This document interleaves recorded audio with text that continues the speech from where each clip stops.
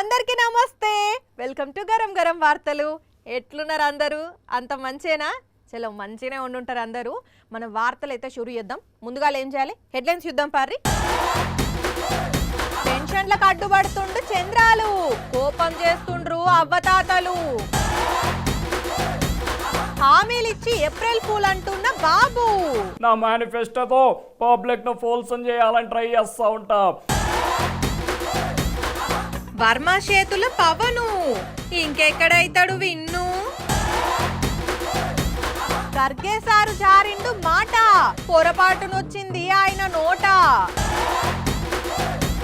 ఊర్లకొచ్చి దడబుట్టేస్తున్నాయి పులులు, వణికిపోతున్నారు జనాలు.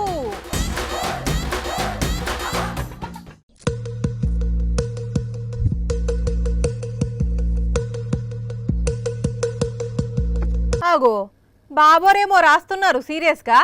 ఏంది సార్ అది? వీలునామా రాస్తున్నారా? వీలునామా కాదు, మేనిఫెస్టో రాస్తా ఉన్నా. ఎందుకయ్యా మళ్ళా వెబ్సైట్ లో పెట్టి డిలీట్ చేసేటందుక? అయినా రామకోటి రాసుకోవాల్సిన వయసులా మేనిఫెస్టోలో అవసరమా చెప్పు నీకు? అలా అంటావేంటి? నేను సీఎం అయితే ఏమేం చేస్తానో రాస్తా ఉన్నాను ఇందులో. పగటికలలు బాగానే కంటున్నారు, మీకంత సీన్ లేదని మీకు మాత్రం తెలియదా గాని. సరే, ఇంతకు ఏం రాస్తున్నారు అందులో? ఇంకేముంది, హామీలు. అంటే అందులో రాసే హామీలు నిజంగానే అమలు చేస్తారా మీరు? తెచ్చి పిల్ల. ఏ రోజు స్పెషల్ ఏంటి? ఏంటి? ఏప్రిల్ 1 అయితే ఏ రోజు జనాలు ఏం చేస్తారు? 2019 ఎలక్షన్స్ లో జనాలు మిమ్మల్ని ఫూల్ ని చేసినట్టు ఏప్రిల్ ఫూల్ చేసుకుంటారు.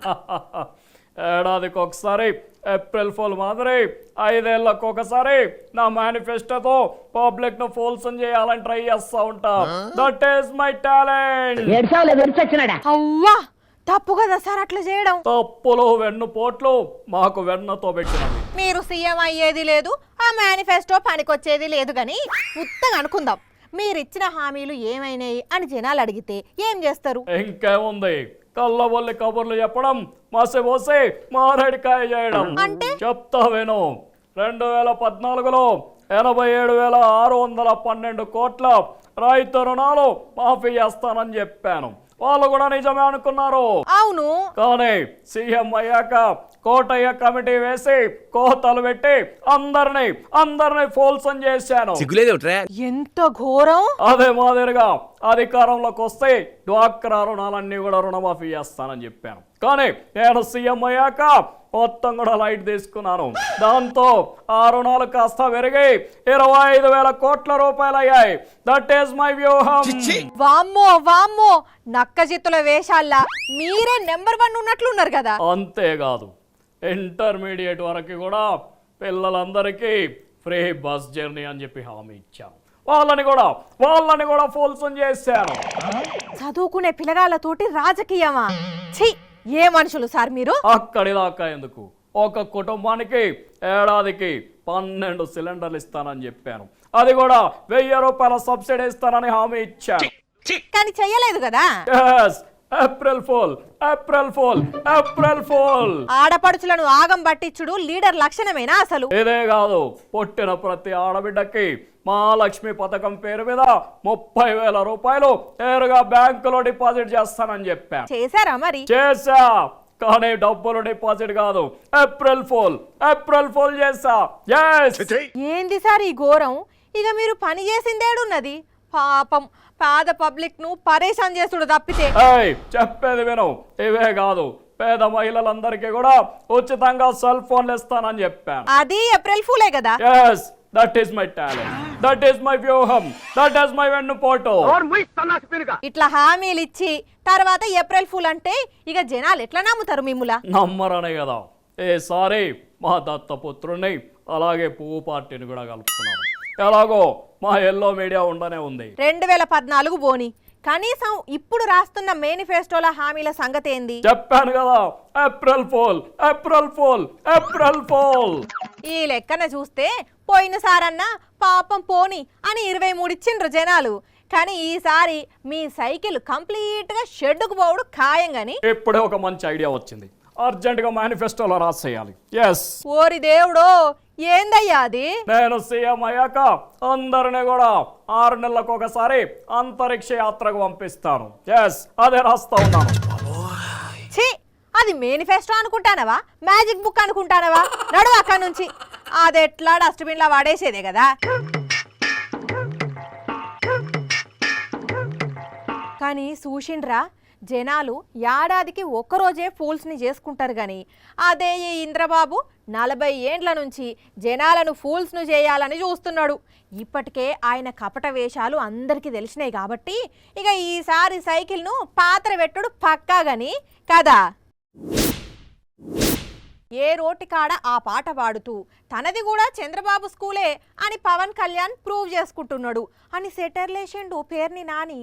ఏ ఊరికి పోతే అక్కడనే ఇల్లు కట్టుకొని కాపురం పెడతా అని హామీలు ఇస్తున్నాడని దెప్పి పొడిచిండు. అబ్బా నేను తొందరగా మాట ఇవ్వనబ్బా, నేను మాట ఇస్తే మాత్రం వెనక్కి వెళ్ళేది లేదు. ఇక మరేందనుకున్నారు పవన్ అంటే? నిజంగా ముచ్చటేస్తుంది. మీ లెక్కనే మాకు కూడా ముచ్చటేస్తుంది. మళ్ళా ఏం మాట ఇచ్చిండు? వాళ్ళు పిఠాపురంలో కూడా అదే నిజాయితీతో మాట్లాడుతున్నారు. నేను పిఠాపురంలో ఇల్లు కట్టుకుంటాను. ఈ పిఠాపురంలో ఆయన ఎవరో దేవుడి పేరు చెప్తాడు మాట మాటికి. పాపం ఎమ్మెల్యేగా పోటీ చేస్తున్నాడు కదా, నిజంగానే ఇల్లు కట్టుకుంటాడేమో. భీమవరం వెళ్ళినప్పుడు కూడా మీరు నన్ను ఓడించినా సరే ఇక్కడే ఇల్లు కట్టుకుని నేను ఇక్కడే సెటిల్ అయిపోతాను భీమవరంలో. ఇక నాకు సినిమాలు నాకేమవుతుంది. మరి గాజువాకలో వద్దా ఇల్లు?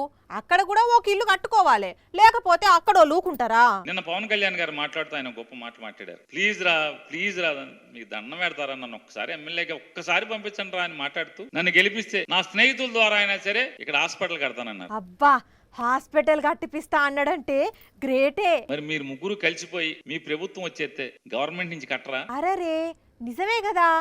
ఒకేలా వాళ్ళ గవర్నమెంట్ వస్తే మంది పైసలతోని కట్టించుడేంది? అంటే మీ మనసుకు కూడా ఎట్టాగొట్టా ఏమో నేను ఎమ్మెల్యే అయితే చాలేరా బాబు, ఎట్టాగొచ్చే జగన్ ప్రభుత్వాన్ని మీరు ఒప్పుకుంటున్నారు కదా. అంతే కదా, మనసులున్న మాట అట్లా బయటకు వచ్చింది.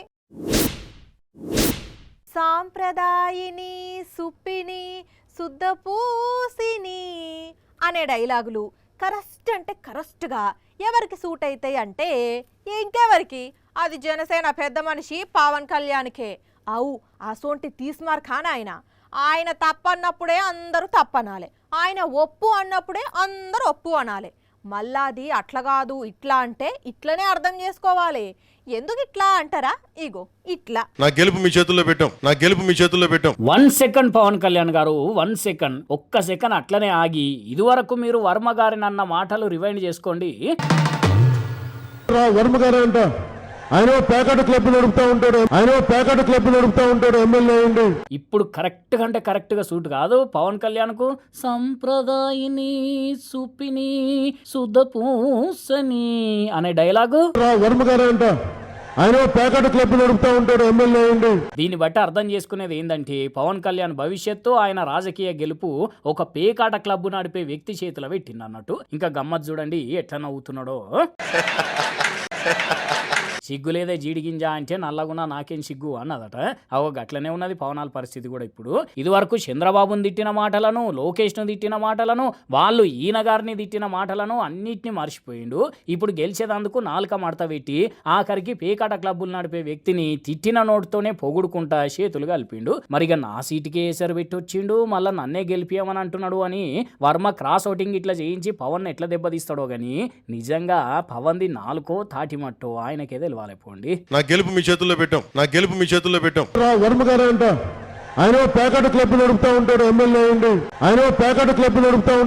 అయ్యింది. పుష్ప సినిమాలో ఉన్నట్లు ఎర్రచందనం స్మగ్లింగ్ గ్యాంగ్ను చంద్రబాబే మెయింటైన్ చేస్తున్నాడట.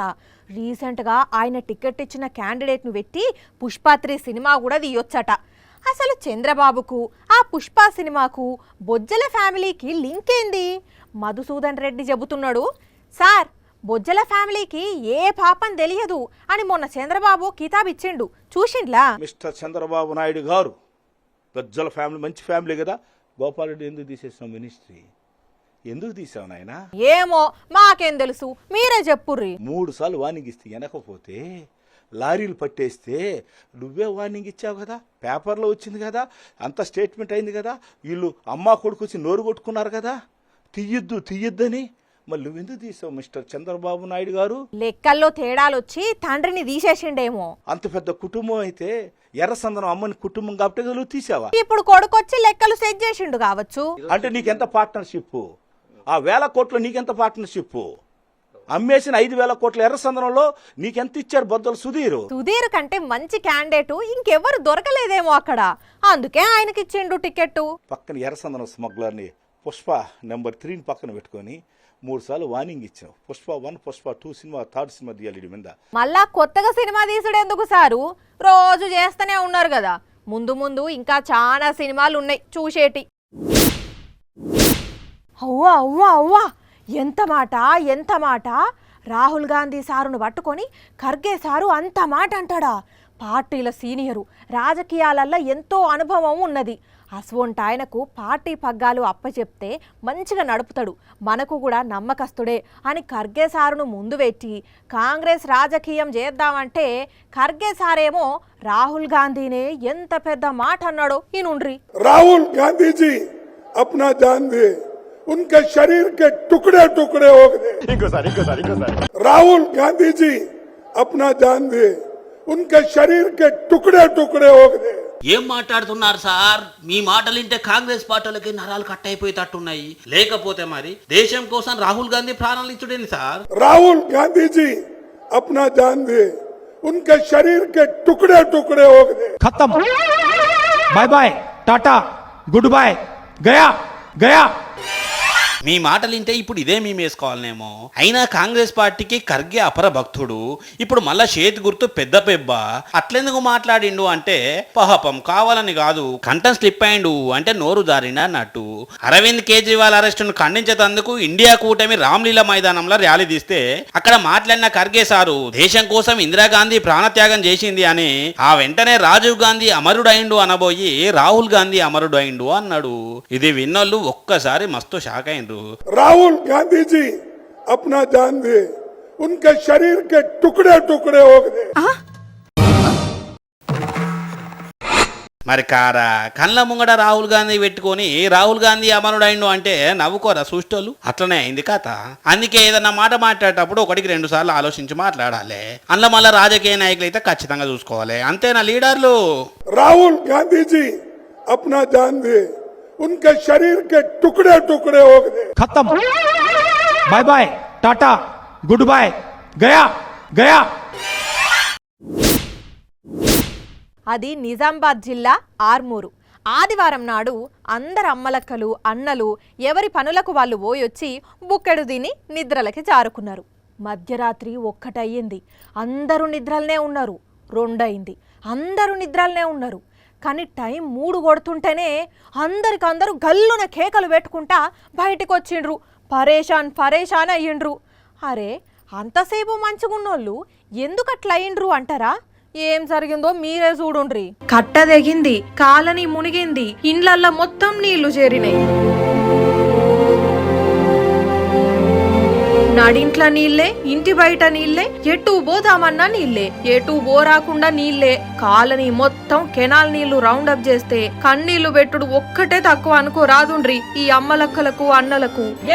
రమ్మంటే ఎంత పెద్ద గండి వేసి ఇంకా నీళ్ళు వచ్చినాయి. ఇప్పుడు బీరు వల్ల పెద్ద సాగున్నాయి, మనుషులు అన్ని పట్టుకపోయినాయి. నిజాం సాగర్ కెనాల్ దిగితే ఆర్మూరు ప్రజలు ఆగమాగం పరేషాన్ అయ్యిండ్రు. తెల్లవారుజామున ఒక్కసారిగా నీళ్లు ముంచెత్తేసరికి ఏం జరుగుతున్నదో తెలియక, ఎటు పోవాలనో తెలియక ఉరుకులు పరుగులు తీసిండ్రు అందరికందరూ. అయితే నిజాం సాగర్ ప్రాంత రైతుల పంట పొలాల కోసం అర్ధరాత్రి ఆఫీసర్లు నీళ్ళిడిచి పెట్టిండ్రట. మరి నీళ్లు విడుదల చేసేటప్పుడు కాల్వలను సాపుగా చేసిండ్రో చేయలేదో గాని కంపగట్టే అంత చిక్కుకొని జామ్ అయ్యి ఇంత పనైందట. కాని పాపం సడన్ గా నీళ్లు ఇండ్లకి వచ్చేసరికి ఎంత గుబులు పడ్డరో ఏమో. ఓ ఆఫీసర్లు జర నీళ్లు ఇడిచిపెట్టేటప్పుడు కాలువలు కట్టలు జర చెకింగ్ చేసుకొని ఇడిచిపెట్టుండ్రి సారు, లేకుంటే ఇట్లా పరేషాన్ అవ్వాల్సి వస్తుంది. ఇప్పుడు అంతా ఆన్లైన్లే నడవబట్టే. ఎక్కడికన్నా పోవాలంటే చాలు కారో బైకో ఆటోనో ఫోన్లనే బుక్ చేసుకుంటే వస్తాంది, ఎక్కించుకొని పోతాంది. అప్పుడు బిల్ ఎంత అవుతుందో అంత చెల్లిస్తే సరిపోతుంది. ఛార్జ్ కూడా మనం పోయే దూరాన్ని బట్టి ట్రాఫిక్లో వెయిటింగ్ టైంను బట్టి ఉంటుంది. అయితే ఎంత వెయిటింగ్ ఉన్నా ఎంత దూరం ఉన్నా 100ల బిల్లు వస్తుంది, 1000 బిల్లు వస్తుంది, కానీ లక్షలు కోట్లు అయితే రాదు కదా. కానీ గీడొచ్చింది చూసిండ్రా? అక్షరాల 7,66,83,762 రూపాయల బిల్లు వచ్చింది ఆటో బుక్ చేసుకొని ప్రయాణించినందుకు. వామ్మో, అంత బిల్లొచ్చుడేంది? కొంపదీసిన ఆటో బుక్ చేసుకొని భూమంతా తిరిగొచ్చిండా ఎట్లా అని అనుకోకుండ్రి. అందరు చేసినట్టు మామూలు రేట్ చేసిండు. దానికి 62 రూపాయల ఛార్జ్ చూపెట్టింది. కానీ వెయిటింగ్ ఛార్జ్ కింద ఇట్లా కోట్ల రూపాయలు చూంచేసరికి ప్రయాణం చేసిన ఆయన పరిశాన అయిండు. 66,83,762 रुपए का। और सर ये वो बिल है जिसपे कोई भी वेटिंग चार्ज नहीं लगा होगा। ఈయన పేరు దీపక్ టెంగురియా, నోయిడాలో ఉంటాడు. ఆటో బుక్ చేసుకుంటే 62 రూపాయలు చూయించిందట. కానీ తీరా రైడ్ పూర్తయ్యేసరికి ఇట్లా కోట్ల బిల్లొచ్చుడుతోని జల్లుమన్నట్టయింది ఈయన గుండా. అందుకే దీన్ని సోషల్ మీడియాలో పోస్ట్ చేస్తే మస్తు వైరల్ అవుతున్నది. అన్నట్టు ఈ బిల్లుల ప్రమోషన్ కాస్ట్ కింద 75 రూపాయల డిస్కౌంట్ చూయించిందట. ఈ కంప్లైంట్ కంపెనీల దగ్గరికి పోయేసరికి వాళ్ళు సారీ చెప్పి ఇది ఎట్లయిందో చూస్తామని చెప్పిరట. మరి ఏం టెక్నికల్ ప్రాబ్లం వచ్చిందో గానీ చంద్రమండలం నుంచి భూమి మీదకి వచ్చినా ఇంత ఖర్చు అవుతుందో కాదో పో అని కామెంట్లు చేస్తున్నారు నెటిజన్లు. ఇక ఇవి మరి ఇయాల్టి గరం గరం వార్తలు. మళ్ళా రేపు ఇదే టైంకి ఇట్లనే మస్తు వార్తలు పట్టుకొని వస్తా. అప్పటిదాకా ఏం చేయాలి? చూస్తూనే ఉండండి సాక్షి టీవీ. ఇగో టైం గుర్తున్నది కదా, రాత్రి 8:30కి, మళ్ళీ పొద్దున 8:30కి ఉంటాం మరి.